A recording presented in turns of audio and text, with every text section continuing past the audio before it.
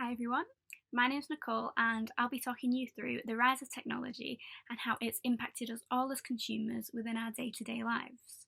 Now, you might not think technology has made that much of a difference to your life, but you'll be surprised at just how often tech, especially the internet, is used. Back in the early 1900s, we didn't have the technology that we have today. There were no mobile phones, no emails, definitely no social media. It was a completely different world. Now you'll find it extremely rare not to use some form of technology at least once in your day, whether it's a quick glance at your Instagram page or a day sat in streaming movies on Netflix. These are things we take completely for granted. For example, do you know anyone that doesn't own a smartphone? How about someone that doesn't own a phone at all? No mobile, no landline, nothing. No? I don't either. You could say this is down to the internet boom back in the 90s.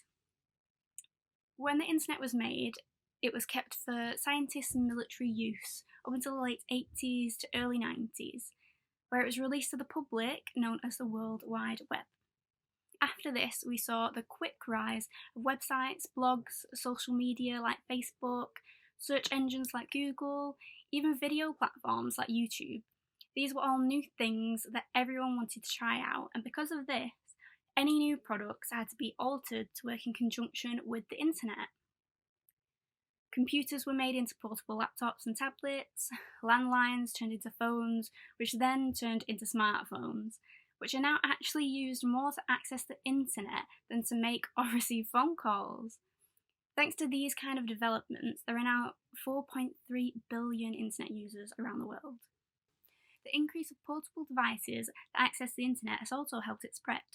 Before these were invented, you needed an at-home computer to access the internet, and these were limited, so prices were quite high. Now, so many technological products offer internet connection.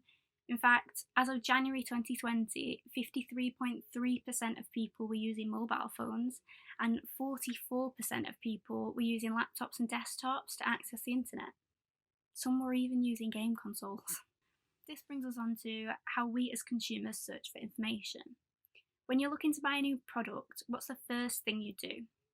I head straight to Google, and it looks like 81% of other consumers do too. We're also prone to vetting our purchases, which we can easily do thanks to a stable internet connection and a smartphone or a laptop. We check reviews, browse competitor products, look at images and unboxing videos, all before ever finalising a purchase. Thanks to the internet, we can buy almost anything without ever leaving our homes. The global online shopping market size for the last year was estimated at over 4 trillion. Imagine 4 trillion people shopping online for clothes, home furnishings, fast food and books.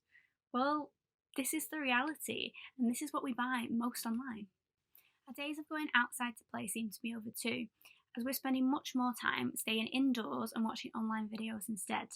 Ever since YouTube was founded back in the early 2000s, video streaming has been on the rise. Why is it that phone screens have started to get so much bigger? It's because people want a portable device small enough to fit in their pockets, but big enough to suitably sit and watch videos, programs, and films. In 2018, overall consumers spent an average of 69 minutes a week just on watching online videos. And that's just an average for everyone. For those aged between 18 and 34, the number increased to 106 minutes a week. With this in mind, it's fair to say that we as consumers just can't get enough of portable internet devices. We're becoming more and more reliant on the use of internet for most of our needs, and it shows. 56% of customers would rather message than call customer service. We're choosing online shopping rather than heading into brick and mortar stores. We're even choosing to text and use online messenger to talk to our friends and family rather than meet up face to face. In conclusion, we're hooked. Our lives have been changed. The internet has changed how we communicate, how we shop, how we enjoy our free time. As consumers, it's changed us completely. We'd rather use portable devices than be tethered to one place. We'd rather sit and watch TikTok videos than read a newspaper. We can even read the newspaper online now. The internet boom has made it harder for physical stores to stay relevant, and it's opened a fierce online shopping industry too. Most of all, it's kept us connected. So, Now that you know everything about the rise of technology and the internet's impact on its consumers, do you still think your life would be the same without it?